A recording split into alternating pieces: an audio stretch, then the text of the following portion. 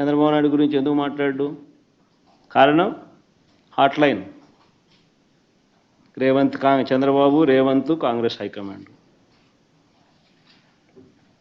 అంతే కదా. ఎందుకంటే చంద్రబాబు నాయుడు గురించి ఎందుకు మాట్లాడు చెప్పు? ఆ రాహుల్ గాంధీ ఆంధ్ర గురించి ఎందుకు మాట్లాడు చెప్పు?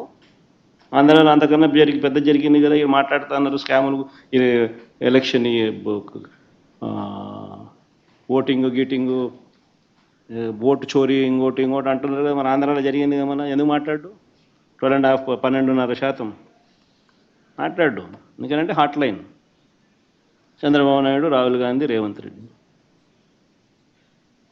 వీళ్ళ పార్టీలు, వీళ్ళకు ఎజెండా. జగన్మోహన్ రెడ్డి గారు ఈరోజు మాట్లాడుతూ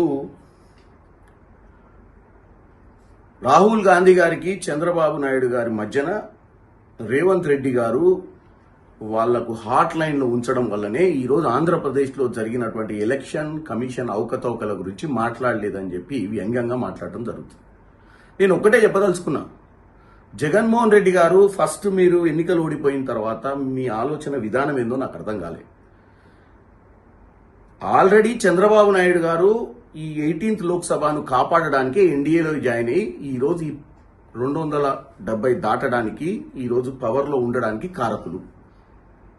మీరు ఎవరినన్నా బ్లేమ్ చేస్తే, మీ రాష్ట్రంలో ఏమైనా తప్పులు జరిగి మీరు ఓడిపోవడానికి కారణమైతే ఎలక్షన్ కమిషన్ ఆఫ్ ఇండియా మీరు బ్లేమ్ చేయాల్సింది నరేందర్ మోడీని, అమిత్ షా గారిని.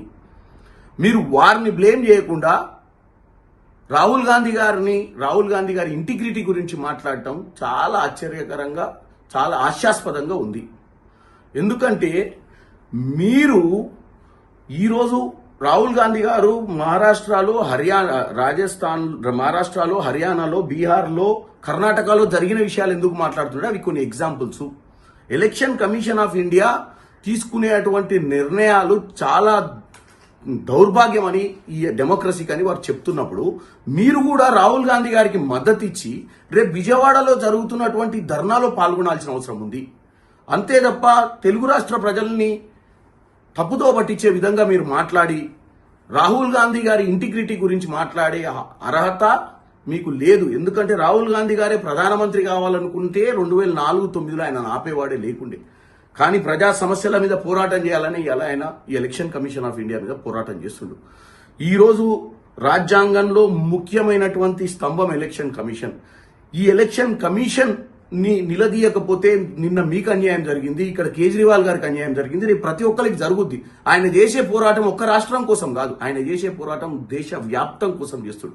కాబట్టి మీరు ఈ తప్పుడు స్టేట్మెంట్లు బంద్ చేసి వాస్తవాలు మాట్లాడుకుంటా, మీరు భయపడకుండా నరేందర్ మోడీని, అమిత్ షాని ఎదుర్కోవాల్సిన అవసరం ఉంది. మీరు వారిద్దరి గురించి మాట్లాడకుండా వారి మాటలు ఎత్తితే, వారి గురించి మాట్లాడితే మీకెక్కడన్నా ఇబ్బంది అవుతుందేమో మీ కేసుల విషయంలో అని చెప్పి మీ యొక్క ఆలోచనతోటి మీరు మాట్లాడేది తప్పని తెలియజేస్తున్నారు.